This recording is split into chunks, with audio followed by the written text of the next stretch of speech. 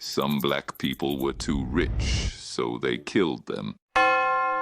Ladies and gentlemen, please sit down. Today, we are going to imagine a neighborhood where black people were doctors, bankers, entrepreneurs. Now imagine that this neighborhood was bombed like a war zone by its own white compatriots on its own soil. Welcome to Greenwood in Tulsa, Oklahoma. We are in the 1920s, the roaring 20s. But over there is a different madness, that of a black dream becoming reality. Once again, imagine an African-American neighborhood, 100% self-sufficient, private schools, libraries, 21 churches, 30 restaurants, 2 cinemas, a hospital, cars in the driveways, bespoke tailors, hair salons, printing shops, a dollar circulating up to 19 times before leaving the community. The name of this neighborhood, Black Wall Street, not a nickname given by the black press, but rather a name given by those who couldn't sleep at night. Because when a people you wanted to see crawl start to build naturally, you panic.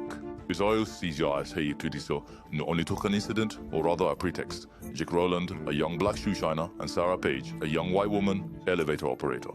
The two enter the elevator, the door closes, Sarah screams, and that's the end of the story. No injuries, no witnesses, no complaints. But a rumor spreads. He allegedly assaulted her, and this rumor will do what the laws never could, unleash the whole city. On May 31st, 1921, a white mob gathers in front of the courthouse to lynch Jake Rowland. Black men, former soldiers of the Great War, come to stop them. They are armed, the whites too. A shot is fired and Tulsa goes up in flames. It is not a riot, it is an invasion. Thousands of whites, armed to the teeth, cross the streets of Greenwood. They loot businesses, set houses on fire, and shoot at anything that moves. Women, children, the elderly. Everyone becomes a target, and as if guns weren't enough, they use airplanes.